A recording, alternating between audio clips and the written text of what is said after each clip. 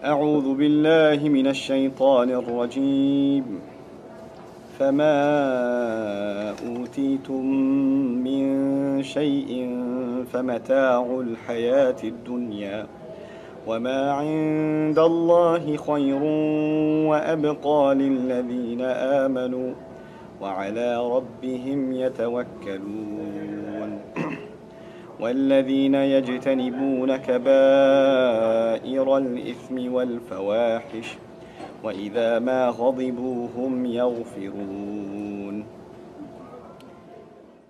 আসসালামু আলাইকুম। কোরআন উইকলি আরও একটা ছোট্ট দৃষ্টি আকর্ষণী। গতবার ৪-৫ মিনিট বলেও আমি ৭ মিনিট সময় নিয়েছিলাম। এবার কি করব জানি না, আমি সংক্ষিপ্ত করতে সর্বোচ্চ চেষ্টা করব। বিসমিল্লাহ।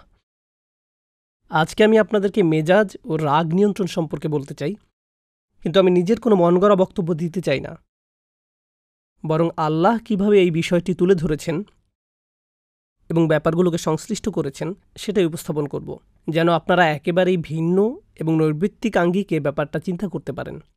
প্রথমত আল্লাহ বলছেন, ফামা উতীতুম মিন শাইইন ফামাতাউল হায়াতিদ দুনিয়া।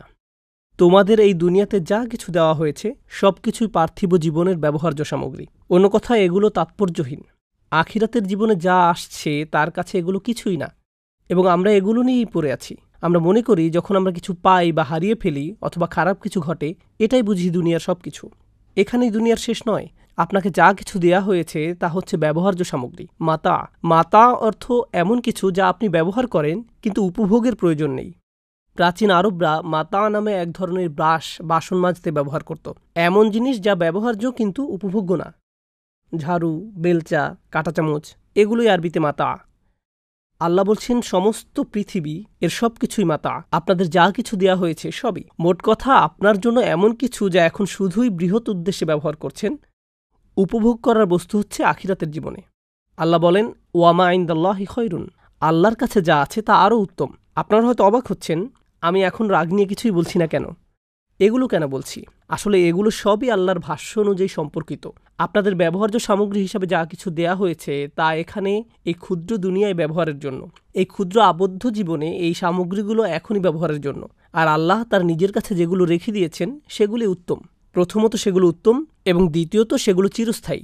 সুতরাং পৃথিবীতে আপনি যা পেয়েছেন, আল্লাহর নিকট তার চেয়ে উত্তম সামগ্রী রয়েছে। আপনার যদি একটি বাড়ি থাকে, আল্লাহর কাছে উত্তম বাড়ি আছে।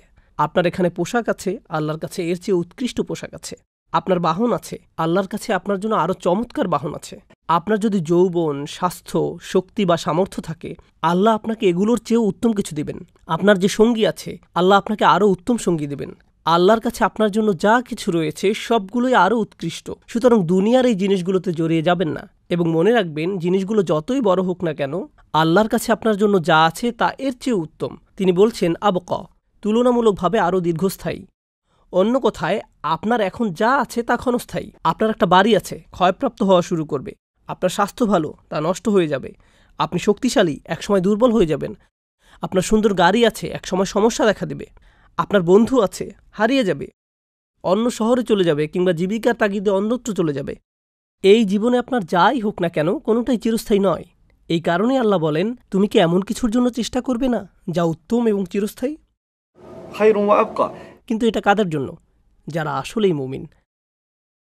আল্লাহ যখন মুমিন সম্বোধন করেন তখন শুধু সাধারণভাবে বিশ্বাসী বোঝায় না, যদিও এটাও অন্তর্ভুক্ত।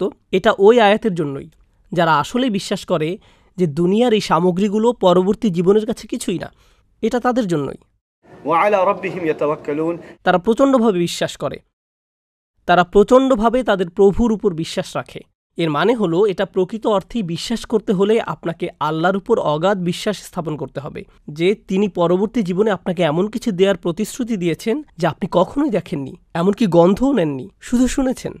তার কথার উপর বিশ্বাস করাই যথেষ্ট, শুধুই বিশ্বাসের প্রয়োজন।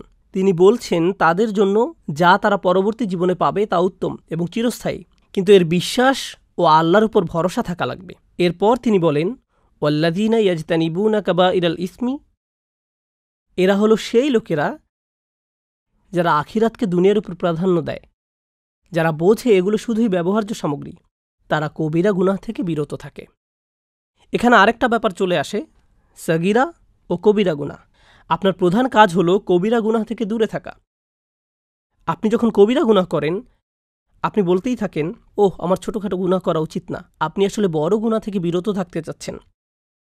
কাবা ইরাল ইসম। পরে তিনি সুনির্দিষ্টভাবে বলছেন ওয়াল ফাওয়াহিশ, সব ধরনের বেহায়াপনা। এটা বেহায়াপনা নিয়ে বক্তব্য নয়, রাগ নিয়ন্ত্রণ নিয়ে। অথচ এখন পর্যন্ত আমি রাগ নিয়ন্ত্রণ নিয়ে কিছুই বলছি না। আল্লাহ বলছেন কবিরা গুনাহসমূহ থেকে দূরে থাকা এবং দূরে থাকো সব ধরনের কঠোরতা, অভদ্রতা আর নির্লজ্জতা হতে। এরপর তিনি বলেন ওয়া ইদা মা গাদিবুহুম ইয়াগফিরুন, যখন তারা রেগে যায়। আমি এখনও বাক্যটা শেষ করিনি, কিন্তু এখন তিনি রাগ শব্দটি এনেছেন। দেখলেন কোথায় রাগ শব্দটি আনলেন? প্রথমে তিনি বললেন এই দুনিয়ায় আখিরাতের তুলনায় কিছুই না, কারণ এই দুনিয়া যদি সব হয়, ভুল কিছু হলেই আপনি রেগে যাবেন। কিন্তু এই দুনিয়া যদি আখিরাতের তুলনায় কিছুই না হয়, তবে কিছু পেলে বা হারালে অথবা ভুল হলে আপনার কাছে খুব বড় কিছু মনে হবে না।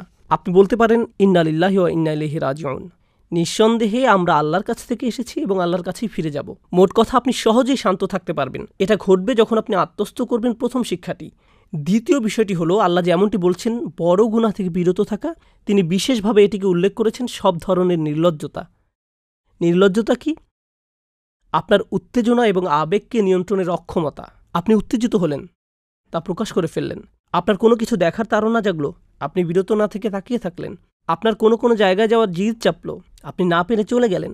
আপনার কারো সাথে যোগাযোগ করার তাড়না জাগলো, আপনি বিরত থাকলেন না। এটা আল্লাহকে অখুশি করবে কিনা তা আপনার মাথায় এলো না। আপনি পারলেন না এই তাড়নাগুলো নিয়ন্ত্রণ করতে। আপনি যদি এই তাড়না ও আবেগগুলোর উপর নিয়ন্ত্রণ হারিয়ে ফেলেন, তাহলে যখন আপনি ক্ষিপ্ত হবেন তখনও আপনি নিয়ন্ত্রণহীন হয়ে পড়বেন। তাই যে ব্যক্তি নির্লজ্জ তার নিজের মেজাজের উপরও নিয়ন্ত্রণ নেই।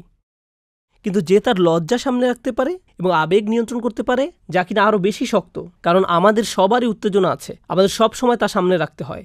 আপনি যদি তা পারেন, ক্ষিপ্ত হওয়া থেকে বিরত থাকা আরও সহজ হয়ে যাবে। আল্লাহ বলেননি তারা যখন রাগান্বিত হয় তখন শান্ত হয়ে যায়, বরং তিনি বলছেন তারা যখন রেগে যায় ওয়াহুম ইয়াগফিরুন, তখন মাফ করে দেয়। এখন রেগে যাওয়ার ও শান্ত হওয়ার একটা ব্যাপার আছে, এটা খুব কঠিন। চিন্তা করুন, কেউ আপনাকে খুব বিরক্ত করছে। আল্লাহ বলছেন যারা আল্লাহকে বিশ্বাস করে এবং আখিরাতকে দুনিয়ার উপর স্থান দেয়, তারা যখন খুব রাগান্বিত হয় তখন ক্ষমা করে দেয়। সুবহানাল্লাহ, সুবহানাল্লাহ। আমরা শান্ত অবস্থাতেই ক্ষমা করি না। আল্লাহ বলছেন যদি আপনি সত্যিকার অর্থে এমন মানুষে পরিণত হতে চান যারা আখিরাতকে প্রাধান্য দেয়, তাহলে রাগান্বিত অবস্থাতেও আপনার ক্ষমা করা শিখতে হবে। কি চমৎকার এক মানদণ্ড তিনি দিয়েছেন! এটা সর্বোচ্চ সামর্থ্য সম্পন্ন লোকদের জন্য। আল্লাহ আমাদেরকে সে তৌফিক দান করুন। এর পরের আয়াতে তিনি বলেন আপনি রেগে যেতে পারেন, প্রতিশোধও নিতে পারেন। জাযাউ সাইয়্যাতিন সাইয়্যাতুম মিসলুহা, যদি আপনার সাথে খারাপ কিছু করা হয় আপনি তা ফিরিয়ে দিতে পারেন। কেউ আপনাকে চর দিলে আপনি তাকেও চরও দিতে পারেন। এর অনুমোদন ইসলামে আছে। প্রতিশোধ ইসলামে অনুমোদিত, কিন্তু ন্যায় বিচারের স্বার্থে ব্যক্তি পর্যায়ে না হয়ে বিচার ব্যবস্থার মধ্য দিয়ে যেতে হবে। এটা ইসলাম অনুমোদিত। কিন্তু আল্লাহ বলেন আপনি যদি এখনও সুন্দরভাবে ক্ষমা করতে, ফামান আফা আও আসলাহা, এবং সম্পর্ক সুন্দরভাবে পুনঃস্থাপন করতে পারেন, শুধু রাগ দমন নয়, ক্ষমা করতে পারেন, তবে কি পুরস্কার পাবেন? আমি কেন প্রতিশোধ নিব যখন আমার ক্ষমা করা উচিত? কেন আমি একটির পরিবর্তে অন্যটি নেব? তিনি বলেন ফাআজরুহু আলাল্লাহ।